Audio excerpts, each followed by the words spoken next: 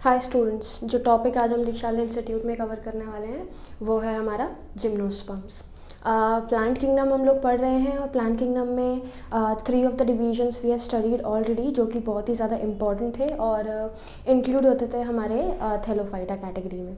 So from today और आज की क्लास में हम जिम्नोस्पर्म्स के बारे में अब डिस्कस करना शुरू कर रहे हैं। नाउ सबसे इम्पॉर्टेंट थिंग जो यहाँ पे मुझे बोलनी है वो ये है कि बेसिकली हमने प्लांट किंगडम को मेजरली 2 पार्ट्स में डिवाइड किया है। एक तो थे हमारे क्रिप्टोगैम्स और दूसरे थे हमारे फेनेरोगैम्स। ये डिस्कशन मैं आप लोगों के साथ पहले भी कर चुकी हूँ कि जब भी हम क्रिप्टोगैम्स या फेनेरोगैम्स की कैटेगरी में पूरी की पूरी प्लांट किंगडम को डिवाइड कर रहे हैं तो we are basically dividing it on the basis of the presence of seeds and absence of seeds. So यही प्रेजेंस या फिर यही एब्सेंस हमारे प्लांट्स को 2 पार्ट्स में डिवाइड कर रही है। एक तो क्रिप्टोगैम्स बनाए और दूसरे हमने क्या बनाए, फेनेरोगैम्स बनाए। इसी के साथ साथ बॉडी का basic designing like root stems और लीव्स की प्रेजेंस है या फिर नहीं है, थैलोफाइटा बॉडी है, रूट जैसे स्ट्रक्चर्स हैं, स्टेम जैसे स्ट्रक्चर्स हैं, और इसके साथ साथ पहला पॉइंट हमने दूसरा ये बोला, ठीक है। तो on the basis of the structure we also divided the plant kingdom into the 2 categories. फिर हमने पढ़ा कि यहाँ पे जो प्लांट किंगडम के अंदर, क्योंकि भाई एक मल्टी सेलुलर ऑर्गेनिज्म की कैटेगरी है, आपकी 4th किंगडम है, तो एडवांसमेंट तो दिखाती है। लेकिन ये जो एडवांसमेंट दिखाया जा रहा है, अब यहाँ पे ये जो ऑर्गेनिज्म आपके डिफरेंट कैरेक्टर्स को शो करते हैं, ये डिफरेंट कैरेक्टर्स किस तरीके से एक दूसरे में डिफ्रेंसिएशन बना रहे हैं। तो सबसे पहले वी हैव स्टडीड कि सीड की प्रेजेंस है या फिर नहीं है, ये मुझे बाद में बताना था, लेकिन क्योंकि क्रिप्टोगैम्स और फेनेरोगैम्स में सबसे पहला पॉइंट यही आता है तो इस वजह से मैंने आप लोगों को यही एक्सप्लेन कर दिया। दूसरा हम बात करते हैं आपका किसका, कि बॉडी जो है it is differentiated into the different body structures like stems, roots, leaves, इनमें डिफ्रेंशिएटेड है या फिर नहीं है। इफ़ डिफ्रेंशिएटेड तो वो एक प्रॉपर प्लांट का एक प्रॉपर स्ट्रक्चर बनाते हैं, जो इमेज हमेशा हमारे दिमाग में प्लांट को सोच कर आती है, क्लियर। और दूसरा ही कैटेगरी जो कि प्लांट जैसा स्ट्रक्चर नहीं बना रहा है in the morphology, like presence of leaves है, स्टेम्स हैं, आपके रूट्स हैं, इनका कोई प्रेजेंस नहीं है। जब इनका कोई प्रेजेंस नहीं है तो आर दे नॉट प्लांट्स, ये प्लांट्स नहीं है, तो हम बोलते हैं कि नहीं भाई प्लांट्स हैं, क्योंकि सेल वॉल की भी प्रेजेंस है, फोटोसिंथेटिक इन नेचर भी हैं और मल्टी सेलुलैरिटी को भी शो करते हैं, ठीक है। तो यही सारे कैरेक्टर्स एल्गी को भी, ब्रायोफाइट्स को भी किस में इंक्लूड करवा रहे थे, हमारे प्लांट किंगडम में इंक्लूड करवा रहे थे। फिर जब हमने यहाँ जिम्नोस्पर्म्स की बात करी या फिर जो डिफ्रेंसिएशन बनाया वो एक बेसिस पे और बनाया। स्ट्रक्चर तो हमने देख ही लिया, दूसरा हमने बोला कि यहाँ पे जो गैमीट्स बन रहे हैं, मेल गैमीट बन रहा है या फिर फीमेल गैमीट बन रहा है, तो ये भी जो स्पोर्ट्स की फॉर्म में हुई, क्योंकि हमने 2 स्टेजेस पढ़ी हैं अब तक। मैंने आपको ब्रायोफाइट्स पढ़ा दिए, मैंने आप लोगों को टेरिडोफाइट्स पढ़ा दिए। तो ब्रायोफाइट्स में और टेरिडोफाइट्स में आपके गैमेटोफिटिक फेस का और स्पोरोफिटिक फेस का क्या होता है, डिफ्रेंसिएशन होता है। ओके, मतलब कहीं पे स्पोरोफिटिक फेस बड़ी है तो कहीं पे गैमेटोफिटिक फेस बड़ी है, मतलब जहाँ गैमीट्स बन रहे हैं और जहाँ पर स्पोरोफाइट बन रहा है। गैमेटोफिटिक फेज हमारी ब्रायोफाइट्स में ज़्यादा डोमिनेंट थी, और अगर मैं स्पोरोफिटिक फेज की बात करूं तो स्पोरोफिटिक फेज हमारी टेरिडोफाइट्स में ज़्यादा डोमिनेंट थी। तो यहाँ पे अब ये जो टेरिडोफाइट्स या फिर ब्रायोफाइट्स बना रहे हैं, ये स्पोरोफिल बना के, स्पोरोफाइट जनरेशन में स्पोरोफिल बना के उन स्पोरोफिल्स के अंदर स्पोर्स का फॉर्मेशन भी करते हैं। तो ये जो स्पोर का फॉर्मेशन होता है, ये स्पोर का फॉर्मेशन हमारे किसी भी प्लांट के अंदर 2 कैटेगरी बनाता है। मतलब जो स्पोर बन रहा है they are of same kind और they are of different kind. तो अगर सेम टाइप के हैं तो the condition will be called as homosporous, and if they are of different kind then the condition will be known as heterosporous. तो यहाँ पे gymnosperms में जब हम एंट्री करते हैं तो हमने टेरिडोफाइट पढ़ चुका है, तो टेरिडोफाइट के अंदर कुछ चेंजेस ऐसे देखे ब्रायोफाइट से जो कि एवोल्यूशन टुवर्ड्स द जिम्नोस्पर्म्स बहुत अच्छे से शो कर रहे थे। अब हम जो कैटेगरी आज स्टार्ट करने वाले हैं वो वही कैटेगरी है जो कि एक्चुअल प्लांट, वही जैसे मैं हमेशा बार बार रिपीट कर रही हूँ कि प्लांट का नाम लेते ही जो इमेज हमारे दिमाग में बनती है कि भाई एक लंबा स्ट्रक्चर हमारे सामने है, एक छोटा स्ट्रक्चर है, उसकी एक स्टेम है आइदर ग्रीन कलर की, और अगर बड़ा है तो ब्राउन कलर की स्टेम है, उसमें पत्तियाँ निकल रही हैं, लीव्स हैं, अगर मैं उसको बाहर निकाल दूँ तो उसके रूट्स प्रेजेंट होंगे। यही स्ट्रक्चर हमारे दिमाग में मेंटेन होता है।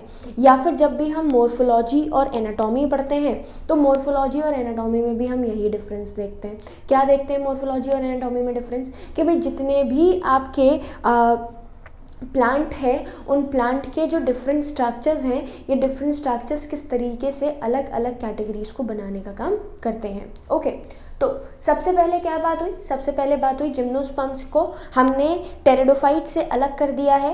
क्यों अलग किया है? तो इसको मैं बहुत ही बेसिक टर्म्स में समझाऊं, फिर उसके बाद जो इसके इंटरनल कैरेक्टर्स हैं that I will explain you. तो पहली चीज़ तो ये कि ये जो मेंबर्स हैं they shows the presence of true stems, true leaves and true roots. Proper तरीके से एक थैलोफाइटा कैटेगरी से बाहर आ चुके हैं और एक ऐसा कैरेक्टरिस्टिक फीचर शो कर रहे हैं जो कि दिखाता है हमें बहुत क्लियरली कि जितने मेंबर्स हमारे पास हैं जिम्नोस्पर्म्स के अंदर, they are not belong to the simple thalloid body, they are having a differential structure which is basically differentiated into the true roots, true stems and true leaves. Proper leaf stems और leaf roots में इनकी body को हम divide कर देते हैं। Clear? उसके बाद जब हम आगे बढ़ते हैं तो आगे बढ़ने पे हमने क्या शुरुआत इसी से करते हैं, भाई जिम्नोस्पर्म्स जो नाम दिया गया है वो क्यों दिया गया है, इसका बेसिस समझते हैं। मैंने आप लोगों को कई बार बोला है कि इन द होल बायोलॉजी हम जितना टर्म्स को अलग अलग जगहों पर पढ़ रहे हैं ये उसी पर्टिकुलर पार्ट से जो है वो कनेक्टेड होता है। जो नेमिंग दी गई है हमारे सब्जेक्ट में वो बहुत ज़्यादा अलग नहीं है, तो याद करना टफ नहीं है। जैसे अब अगर मैं यहाँ पे बोलूँ कि भाई जिम्नोस्पर्म्स जो बोले, एंजियोस्पर्म्स जो बोले, अब तक हम टेरिडोफाइटा, ब्रायोफाइटा इस तरीके के टर्म्स पढ़ रहे थे, अब हम यहाँ पे स्टडी कर रहे हैं gymno and sperms. Sperms term से बहुत ही कॉमन है, हम लोग 10th स्टैंडर्ड में भी पढ़ते हैं, 8th में भी पढ़ते हैं कि भाई sperm is connected with the gametophyte.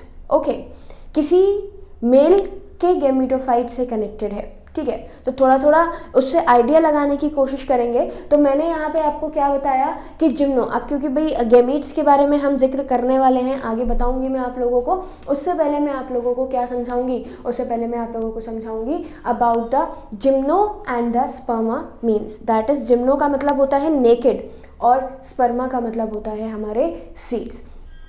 तो gymnosperms are the organism of the plant kingdom which are not having the seeds covered by the ovary। मतलब अब जैसे क्योंकि हम अब तक जितने भी प्लांट्स पढ़ते आए हैं या फिर जब हम रिप्रोडक्शन पढ़ते हैं या फिर हम कहीं पे भी अबाउट द प्लांट्स पढ़ते हैं तो हम क्या, हमारे दिमाग में एक इमेज बनती है कि भाई जो फ्लावर है उस फ्लावर के अंदर प्रेजेंट होते हैं मेल और फीमेल सेक्स ऑर्गन। उस मेल और फीमेल सेक्स ऑर्गन को हम या तो पिस्टल, कार्पल, ओवरी कुछ भी कहते हैं। फीमेल को, मेल को आपके स्टेमन्स कहा जाता था। यहाँ पे मैं एंजियोस्पर्म्स की बात कर रही हूँ थोड़ी सी। तो अब जब हम आगे बढ़े तो आगे बढ़ने पे व्हाट वी हैव सी, हमने क्या देखा कि ये जो ओवरीज हैं, इन ओवरीज के अंदर प्रेजेंट होते हैं एग्स। ओवरी में प्रेजेंट होते हैं हमारे एग्स, मतलब inside the ovary there is a presence of a female gametophyte. Obviously inside the female sex organ there will be the presence of the female gametophyte. So ये जो female gametophyte है, ये female gametophyte आपके जो ovary है उससे covered रहता है। तो उस कंडीशन में या फिर इन दैट केसेस या in that situations the ovary या फिर सिंपल बोले the seeds are covered with the simple ovary. अब भाई सीड नहीं था, अभी आपने बोला एग, तो after fertilisation the egg is the unfertilised ovules, वही जो अनफर्टिलाइज्ड एग्स होते हैं वो किस में कन्वर्ट हो जाते हैं, वो हमारे सिंपल क्या बात करें, सीड्स में कन्वर्ट हो जाते हैं। क्लियर? तो मैं अब मतलब पहले ही मैंने क्या जवाब दे दिया, पहले ही मैंने जवाब दे दिया कि ये जो मेंबर्स हैं, ये मेंबर्स हमारे कैसे हैं, नेकेड सीड्स को अपने अंदर रखते हैं। What do you mean by naked seeds? Naked seeds का यहाँ पर मतलब है that ovules are not enclosed within the ovary. ये एंजियोस्पर्म्स का और जिम्नोस्पर्म्स का, या फिर मैं सिंपल कह सकती हूँ it is a characteristic feature of angiospermic plants that their ovules are enclosed within the ovary. तो वो कवर्ड, एक कवरिंग बनाते हैं। क्या बनाते हैं? एक कवरिंग बनाते हैं। मैंने बोला मेरा ओव्यूल ओवरी के अंदर प्रेजेंट नहीं है। जब ओवरी के अंदर, ये ओवरी के अंदर ओव्यूल, तो ये तो हो गया एनक्लोज्ड, कवर्ड। और अगर मैं बोलूँ कि ये मेरा सिंपल एक ओपन स्ट्रक्चर है, उसके अंदर मेरा ओव्यूल रखा हुआ है, तो it is not covered with the ovary. तो जब ये ओवरी के साथ कवर्ड नहीं है तो वो कंडीशन कैसी कंडीशन कहलाती है? नेकेड कंडीशन कहलाती है। तो हमसे जब भी डिफ्रेंसिएशन पूछा जाता है between the gymnosperms and the angiosperms, तो हम यही सबसे पहला डिफ्रेंसिएशन देते हैं। मतलब बार बार वो जिम्नो और एंजियो में डिफरेंस पूछेगा तो हम क्या बोलते हैं? हम यही बोलते हैं naked seeds plant and the seeds are enclosed within the ovary। जो seeds हैं वो कहाँ enclosed होते हैं? ovary के अंदर enclosed होते हैं। क्लियर? तो सबसे पहला point naked seeds. Gymno means naked, स्पर्मा means आपका सीड। तो नेकेड सीड वाले प्लांट्स को हम क्या कहते हैं? जिम्नोस्पर्म्स कहते हैं। What do you mean by this? इसका मतलब क्या है? इससे आप क्या समझते हैं? तो हम समझते हैं इससे that ovules are not enclosed by ovary। मैं आपको फिर से एक छोटा सा डायग्राम बना के दिखा देती हूँ। ये हमारी क्या है? Pistol. This is your pistol और कार्पेल। यहाँ पर प्लेसेंटा से कनेक्टेड होते हैं कई सारे ओव्यूल्स।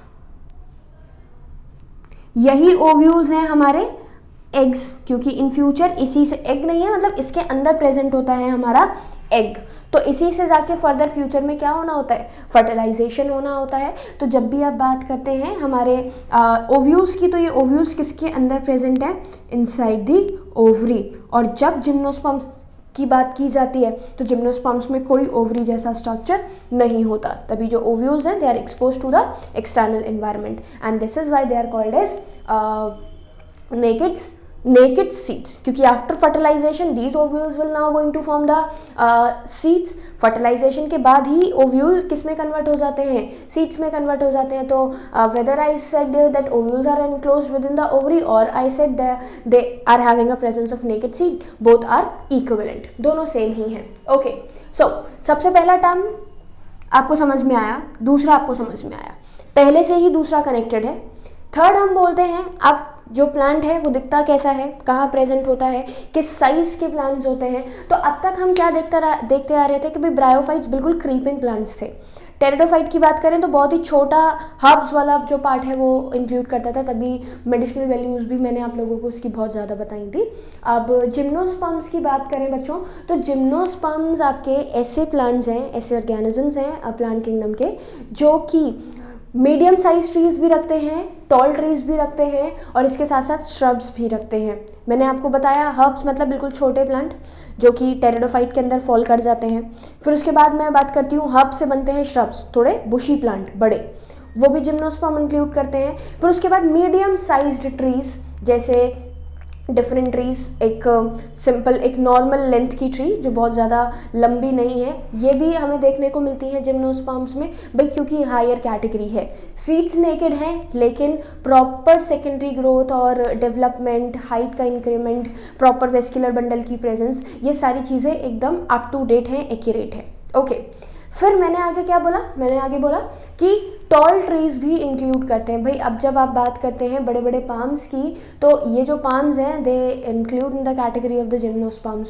तो कितना लंबा टॉल ट्री हमें देखने को मिल रहा है। अगर मैं यहीं पे आपको एक एग्जांपल दूं किसका, मीडियम साइज टॉल ट्री का, या फिर सबसे जायंट रेडवुड ट्री जिसके नाम से जो जानी जाती है, बहुत लंबी ट्री, जायंट रेडवुड ट्री, ये है हमारी सीक्वा। क्या है हमारी? सीक्वा। तो इस पे भी क्वेश्चन पूछ लिया जाता है। जियांट रेडवुड मतलब बहुत बड़ी ट्री जो है वो भी जिम्नोस्पर्म्स में ही फॉल करती है। तो ये नहीं सोचेंगे कि भाई अब तक हम एक लोअर कैटेगरी ऑफ ऑर्गेनिज्म को पढ़ रहे हैं या लोअर कैटेगरी ऑफ ऑर्गेनिज्म को जान रहे हैं कि इनके अंदर कोई डेवलपमेंट नहीं है। सबसे बड़ा डेवलपमेंट तो मैंने आपको यही दिखाया कि because of presence of the vascular bundle, proper vascular bundle, क्योंकि हमने वेस्कुलर बंडल की प्रेजेंस प्रेजेंस शुरू कर दी है टेरिडोफाइट्स के अंदर। क्लियर? तो जब टेरिडोफाइट के अंदर आपने जिम्नोस्पर्म्स की वेस्कुलर बंडल्स की प्रेजेंस को शुरुआत दे दी है, तो इसका मतलब ये है कि जिम्नोस्पर्म्स में तो प्रॉपर तरीके से वेल डेवलप्ड वेस्कुलर बंडल्स मिलेंगे ही मिलेंगे। भाई जब आप प्रीकर्सर टू सीड टेरिडोफाइटा में बना, मतलब प्रीकर्सर ऑफ सीड बोला जाता है टेरिडोफाइटा को, तो जब टेरिडोफाइटा में आप सीड का फॉर्मेशन कर चुके हो तो ऑब्वियसली यहाँ पे हमारे जो कौन है जिम्नोस्पर्म्स हैं, ये जिम्नोस्पर्म्स में तो सीड का प्रेजेंस आ गया। जब सीड का प्रेजेंस आ जाएगा तो भाई वेस्कुलर बंडल्स तो होंगे ही होंगे। और सबसे इम्पॉर्टेंट चीज़, किसी भी प्लांट के, किसी भी ट्री के हाइट को या फिर हाइट को मेंटेन करने के लिए जो सबसे बेसिक चीज़ हमारे पास प्रेजेंट है, जो सबसे बेसिक चीज़ हम इंक्लूड करते हैं, वो क्या है? वेस्कुलर बंडल्स ही हैं। मतलब क्यों वेस्कुलर बंडल्स हैं? क्योंकि भाई जितना लंबा ट्री होगा, जितना टॉल ट्री होगा, जैसे हम पाम्स की बात करते हैं, तो इनमें सबसे इम्पॉर्टेंट कैरेक्टरिस्टिक फीचर मतलब सबसे इम्पॉर्टेंट पार्ट होता है इनकी लाइफ का कि भाई इतने टॉल ट्रीज़ के ऊपर तक जो पानी का सप्लाई है, जो वाटर का सप्लाई है, फिर उसके बाद जो कंडक्शन, बेसिकली मैं एक सिंपल टर्म में बोलूँ, conduction of food and water हो पा रहा है या फिर नहीं हो पा रहा है। तो अगर कंडक्शन हो पा रहा है तो वो केपेबल हैं अपने टॉल नेचर को शो करने के लिए, और अगर नहीं कर पा रहे हैं तो टॉल नेचर शो नहीं हो पाता है। क्लियर? तो इस वजह से आपके जो जिम्नोस्पर्म्स हैं ये तीनों तरीके की कैटेगरी रख रहे हैं, श्रब्स भी रख रहे हैं, मीडियम साइज ट्रीज भी रखते हैं और इवन टॉल ट्रीज भी रखते हैं। मैंने आपको एक एग्जांपल भी दिया, जायंट रेडवुड ट्री, ओके, जिसको हम सीक्वा के नाम से भी जानते हैं। अब नेक्स्ट हम आगे बढ़े तो मैंने आपको बोला भाई वेस्कुलर बंडल प्रेजेंट है, तो वेस्कुलर बंडल प्रेजेंट है तो एक्सटर्नल कैरेक्टर्स तो डेवलप है ही है। जब आप पाम्स की बात कर रहे हो तो भाई रूट्स हैं, स्टेम्स हैं, लीव्स हैं, कितने सारे स्ट्रक्चर्स प्रेजेंट हैं। तो जब true root, stems, leaves present हैं तो इसमें जो आपका रूट सिस्टम है, शूट सिस्टम है, लीव सिस्टम है, ये भी कोई ना कोई डिफरेंशिएशन जो है वो शो ज़रूर करता होगा। लाइक यहाँ पे हमने थर्ड पॉइंट मैंने आपको बता दिया। फोर्थ पढ़ रहे हैं हम, that is the presence of tap root system. What do you mean by tap root system? Tap root system को हम ट्रू रूट सिस्टम भी कहते हैं। What is the meaning of true root system? भाई ट्रू रूट सिस्टम आपका क्या होता है तो समझें, वो रूट जो कि प्रॉपर डेवलपमेंट के टाइम पे किसमें से बनती हैं? हमारे रेडिकल से बने। भाई आपने पढ़ा है या फिर नहीं पढ़ा, नहीं जानते तो सुन लेंगे कि जब भी हम क्या बनाते हैं, हमारे रूट्स का फॉर्मेशन करते हैं या शूट का फॉर्मेशन करते हैं, तो हमारे सीड के अंदर दो पार्ट्स प्रेजेंट होते हैं, एक तो रेडिकल प्रेजेंट होता है और एक प्लिम्यूल प्रेजेंट होता है। Radicle is responsible for forming the roots and plumule is responsible for forming the shoot for the plant. मतलब मैंने बोला कि with the help of seed I am going to grow the plantlet grow करवाना है, उससे आपका tree बनेगा।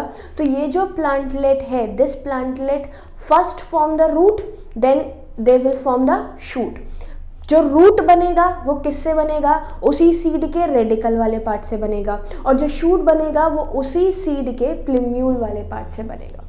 तो जो रूट्स अदर देन रेडिकल बने या जो शूट अदर देन प्लिम्यूल बने वो फॉल्स रूट या फिर फॉल्स शूट्स कहलाती हैं। क्लियर? जिसको हम एडवेंटिशियस रूट्स भी कहते हैं। क्लियर? लेकिन जब भी मैं बात करती हूँ आपके जिम्नोस्पर्म्स की, तो gymnosperm shows the tap root system, which means that true root system means the root arises truly from the radicle. मतलब प्रॉपर जो रेडिकल से निकली हुई रूट होती है वो टैप रूट सिस्टम कहलाती है। इसके साथ साथ स्ट्रक्चर भी होता है इसका। इन टैप रूट सिस्टम में क्या होता है कि ये जो प्लांट है, मतलब ये जो आपका सॉइल का लेवल है, इसमें जो रूट है उसका एक मेन ब्रांच, मेन एक्सिस होगा। उस मेन एक्सिस से कनेक्टेड होते हैं हमारे छोटे छोटे ब्रांच एक्सिस, रूट के ही ब्रांचेस, और उससे कनेक्टेड होते हैं हमारे छोटे छोटे रूट हेड्स। ये टैप रूट सिस्टम होता है जिसमें मेन ब्रांच जो है वो क्या करता है, आपका main branch is divided into the branched roots. ये टैप रूट सिस्टम कहलाता है। तो अगर आपसे पूछे कि भाई टैप रूट सिस्टम क्या है, तो you are capable of explaining this, आप बता सकते हैं कि टैप रूट सिस्टम क्या होता है। तो ट्रू रूट सिस्टम कहते हैं जिसमें मेन ब्रांच प्राइमरी रूट, मैं लेबलिंग भी कर देती हूँ, प्राइमरी रूट, ये सब हम मॉर्फोलॉजी में पढ़ते हैं। Primary root, this is your secondary root, secondary root से कनेक्टेड होती है हमारी टर्शरी रूट, और या फिर रूट हेड्स, आगे क्या है, root heads. So tap root system main branch will be divided into the secondary, tertiary and root heads. Okay, तो कैसा रूट सिस्टम शो कर रहे हैं, they are showing a proper tap root system. फिर हम आगे बढ़े, आगे बढ़ने पर हमने क्या देखा, आगे बढ़ने पे हमने देखा they are showing the fungal association of root. Basically gymnosperms एक हायर कैटेगरी है ट्रीज का, और मैंने आप लोगों को जब मुनैरा पढ़ाया था, जब हम बैक्टीरिया के बारे में डिस्कस कर रहे थे, जब हम साइनोबैक्टीरिया के बारे में डिस्कस कर रहे थे, तो हमने एक खासियत पढ़ी थी वहाँ की। क्या पढ़ी थी खासियत, कि ये जो साइनोबैक्टीरिया है, या फिर जब हमने फंगस भी पढ़ा था, तो फंगस में भी हमने क्या देखा था, फंगस में भी हमने ये देखा था कि इनकी क्या होती है, एक कैरेक्टरिस्टिक फीचर है कि ये हायर प्लांट्स की रूट के साथ एक सिम्बायोटिक एसोसिएशन बना लेते हैं। सिम्बायोटिक एसोसिएशन का क्या मतलब है, when they both came in the contact with each other, both member will get the benefit of each other। जब दोनों एक दूसरे के कांटेक्ट में आएंगे तो both will get the benefit, दोनों को एक दूसरे से एक अच्छा बेनिफिट होगा। तो अब जब भी हमने बात करी कि ये जो बेनिफिट हो रहा है फंगस का, किसके साथ, जिम्नोस्पर्म्स के साथ, तो भाई फंगस तो क्योंकि एक हेटेरोट्रॉपिक ऑर्गेनिज्म है, इसका एक छोटा सा काम क्या है कि ये आपके सॉइल से जितना भी रॉ मटेरियल होता है उसको इकट्ठा करके हायर प्लांट के रूट को सप्लाई कर देती है, नाइट्रोजन फिक्सेशन करवा देती है, क्लियर। उसके बदले में because being heterotrophic in nature it can not synthesize their its own food, this is how they take up the food from the higher plant. मतलब उसको रॉ मटेरियल प्रोवाइड करेगी और उसके बदले में उससे क्या ले लेती है, उसके बदले में उससे बना बनाया प्री फॉर्म्ड फूड ले लेती है, because it is not capable of synthesising it's own food, clear. Now इसी वजह से हमने यहाँ पर क्या देखा कि यहाँ पे आपके पास जो जिम्नोस्पर्म्स हैं, अब जिम्नोस्पर्म्स को भाई पहले मैं एक चीज़ आपको और बता देती हूँ कि we have divided the gymnosperms into the two parts ही कह देते हैं, एक तो पाइनस और एक सिंपल बोलें तो साइकस। दो कैटेगरीज, दो divisions, Pinus, this is Pinus and second is your cycas. तो ये दो कैटेगरीज बनाती है, और जब भी आप इन दो कैटेगरीज की बात कर रहे हैं, पाइनस की बात कर रहे हैं, साइकस की बात कर रहे हैं, तो ये थोड़े अलग अलग दोनों अब है तो दोनों जिम्नोस्पर्म्स ही, but even after that they show some different characters. अब ये कौन कौन से डिफरेंट कैरेक्टर्स शो करते हैं तो देखेंगे। मैंने आपको टॉपिक समझा रही थी कि ये जो जिम्नोस्पर्म्स हैं they came in contact with the roots, या फिर simple sorry fungus came in the contact with the roots of the higher plants, does the nitrogen fixation, और नाइट्रोजन फिक्सेशन करने के बाद उससे न्यूट्रिशन ले लेते हैं। प्लांट का फायदा हुआ कि उसको फिक्स हुई नाइट्रोजन मिल गई, और जो फंगस है उसका फायदा हुआ कि उसको न्यूट्रिशन मिल गया, क्लियर। तो यहाँ पे जो फंगल एसोसिएशन है वो प्लांट कौन से में होता है, पाइनस में होता है। मैंने क्या बोला, फिर से सुनेंगे, मैंने बोला कि जो फंगल एसोसिएशन है, ये फंगल एसोसिएशन पाइनस वाली कैटेगरी में, जिम्नोस्पर्म्स में हम किस में करवाते हैं, पाइनस में करवाते हैं। लेकिन अगर मैं बात करूं इसी आपका सिंपल क्या बोले साइकस की, तो साइकस आपका किसका फॉर्मेशन करते हैं, कॉरेलॉइड रूट्स का फॉर्मेशन करते हैं। कैसी रूट्स, कॉरेलॉइड रूट्स। और ये जो कॉरेलॉइड रूट्स हैं ये यहाँ पे N2 फिक्सेशन करवाती हैं, जैसे वहाँ पे हमारे फंगस नाइट्रोजन फिक्सेशन में हेल्प कर रहा है। Fungal association of root is found for what, for the nitrogen fixation obviously, and here in the cycas, ये पाइनस में होता है, and here in the cycas there is a presence of coralloid root which is responsible for the N2 fixation, clear. तो यहाँ पे जब भी आप बात कर रहे हैं टैप रूट सिस्टम के बाद यही रूट के अंदर हम अलग अलग डिफ्रेंसिएशन भी करके नाइट्रोजन फिक्सेशन जो है वो करवाने के लिए थोड़ा थोड़ा चेंजेस जो है मोर्फोलॉजिकली वो दे देते हैं। क्लियर। आगे हमने क्या बोला, बेसिकली जो आपके कौन हैं, सिंपल बोलें तो यही जिम्नोस्पर्म्स हैं। इन जिम्नोस्पर्म्स के जो स्टेम्स हैं, लाइक हमने ट्री में देखा है कि एक ट्री का जो मेन एक्सेस ऑफ स्टेम आ रहा है, it goes and divide further two forms the branches. मतलब ऊपर जैसे जैसे बढ़ता जाएगा डिवाइड होता जाएगा ब्रांचेस में और पूरे एक बड़े एरिया को कवर कर लेता है। क्लियर। लेकिन ऐसा ज़रूरी नहीं है हर ट्री में हो, मतलब some plant got divided to form the branches और कुछ ऐसे हैं जो अपने मेन स्टेम को एज इट इज रखते हैं, कोई डिवीजन उनके अंदर ब्रांचेस का नहीं होता। तो अगर मैं बोलूं कि जो स्टेम्स हैं वो ब्रांच्ड भी हैं और अनब्रांच्ड भी हैं, तो हम क्या जवाब देते हैं कि पाइनस और साइकस में यही जो चेंज है वो दिखता है। पाइनस जो है वो ब्रांच्ड होते हैं और अगर मैं बात करूं साइकस की तो ये होते हैं हमारे अनब्रांच्ड। ओके, फिर आगे बढ़े, branched and unbranched. Clear. 6 point समझ में आया। जरूरी नहीं है डिवीजन हो, जरूरी नहीं है कि प्लांट पार्ट जो है वो 2 पार्ट्स में डिवाइडेड हो। क्लियर। तो हमने 2 चीजें बोल दी, एक तो पाइनस बोला और दूसरा क्या बोला, साइकस बोला। फिर आगे बोला लीव्स में भी सिंपल और compound. What does it mean? हमारे पास एक सिंपल लीफ का स्ट्रक्चर देखें क्या होता है।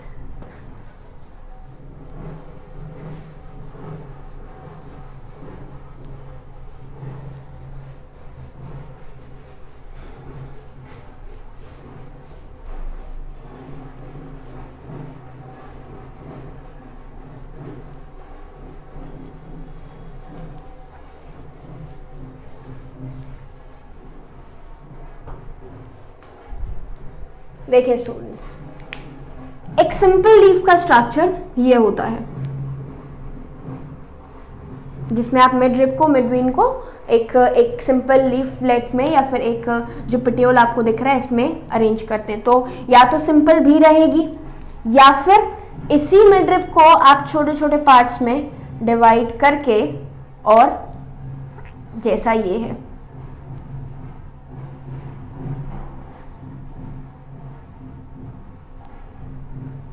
this is your called as compound leaf. So this is your simple leaf and this is the compound leaf. Leaf में काफ़ी चेंज है। क्या चेंज है भाई लीफ में काफ़ी, तो समझेंगे जब भी आप बात करते हैं। आपकी इसी में कैटेगरी है एक हमारी कॉनिफर्स की। कॉनिफर्स की जो लीफ है, इन लीव्स में या फिर सिंपल बोलें कि ये जो लीव्स हैं ये इस तरीके से अपने आप को अडॉप्ट करके रखी हुई हैं कि they can adopt to the extreme conditions of temperature, humidity, wind. हवा बहुत तेज चल रही है, ह्यूमिडिटी बहुत ज़्यादा है, टेम्परेचर बहुत ज़्यादा है, तो उस कंडीशन के अंदर ये लीव्स जो हैं हायर कैटेगरी को भी, मतलब एक्सट्रीम कंडीशंस को भी कोप अप कर जाती हैं। कोई प्रॉब्लम इनके साथ नहीं होती भाई फॉलिंग हो रही है या आपका सिंपल बोले कि टेम्परेचर बहुत ज़्यादा होने पे स्टोमेटास के थ्रू बहुत ज़्यादा एवेपोरेशन हुए जा रहा है, तो ऐसा नहीं होता है। इन्होंने अपने आप, मतलब ये जो लीव्स हैं ये अडॉप्टेड हैं इन्हीं एक्सट्रीम कंडीशंस के लिए। इसके साथ साथ मैंने आपको अभी बताया कि कॉनिफर्स के अंदर किस तरीके की लीव्स मिलती हैं, निडल लाइक लीव्स मिलती हैं। और ये जो निडल लाइक लीव्स हैं, ये निडल लाइक लीव्स आपकी कौन मतलब कैसी होती हैं, सिंपल अगर मैं बात करूँ तो सुई जैसी। क्लियर। अब ये सुई जैसी लीफ का काम क्या है? ये सुई जैसी लीफ का काम है कि भाई अगर टेम्परेचर बहुत ज़्यादा है, सनलाइट की इंटेंसिटी बहुत ज़्यादा है, तो इस कंडीशन में they will not going to do the excessive transpiration. Stomatas जो होते हैं वो संकन होते हैं, अंदर घुसे हुए होते हैं, और जब स्टोमेटा अंदर की तरफ होंगे लीफ की कंडीशंस को, या सिंपल मैं बोलूँ कि हम बात करते हैं किसकी, कि एक्सट्रीम कंडीशंस में कोप कर जाती हैं। एक्सेसिव लॉस वाटर का, या फिर आपका सिंपल हम इंटरनली बोलें कि क्लोरोफिल की डैमेज हो रही है, तो ऐसा नहीं होता है। क्लियर। तो लीव्स बहुत अडेप्टेड हैं, कंपाउंड भी हैं, सिंपल भी हैं, हायर टेम्परेचर को, ह्यूमिडिटी को, विंड को, मतलब एक्सट्रीम्स कंडीशन को कोप कर जाती हैं। इसके बाद अगर हम बात करें तो वही कॉनिफर्स के अंदर ये पूछ लिया जाता है कभी कभी, इसलिए मैंने आपको मेंशन कर दिया। कॉनिफर्स के अंदर निडल लाइक स्टेम्स लीव्स होती हैं जो कि एक्सट्रीम कंडीशन, वही संकन स्ट्रोमेटा है, एक्सट्रीम कंडीशंस को विथस्टैंड करने के लिए रिस्पॉन्सिबल है। क्लियर। इसके बाद नेक्स्ट पॉइंट, लीफ के बारे में समझ लिया, स्टेम्स के बारे में समझ लिया, रूट के बारे में समझ लिया। अब आ जाते हैं हम किसके पास, अब हम आ जाते हैं हमारा main component, that is reproductive system. Now जब भी आप रिप्रोडक्टिव सिस्टम की बात करते हैं तो भाई क्योंकि टेरिडोफाइटा में हम थोड़ा सा एडवांसमेंट पढ़ चुके हैं, तो यहाँ पे भी अब हमें यही देखना है, क्या, that they show the heterosporous condition. मैंने यहाँ पे 9th पॉइंट पे मेंशन भी किया है, क्या मेंशन किया है, that they are responsible for showing the heterosporous condition. What do you mean by heterosporous condition? Heterosporous condition क्या होती है तो समझेंगे। हमारा जो स्पोरोफिटिक बॉडी है, भाई हमने दो बॉडीज देखी हैं अब तक, एक तो गैमेटोफिटिक बॉडी देखी है और एक स्पोरोफिटिक बॉडी है। टेरिडोफाइट में और जिम्नोस्पर्म्स में, सॉरी टेरिडोफाइट में और ब्रायोफाइट्स में, दोनों में जो गैमेटोफाइट था that was independent free living, that show the independent free living existence. Okay, but यहाँ पे ऐसा नहीं होता।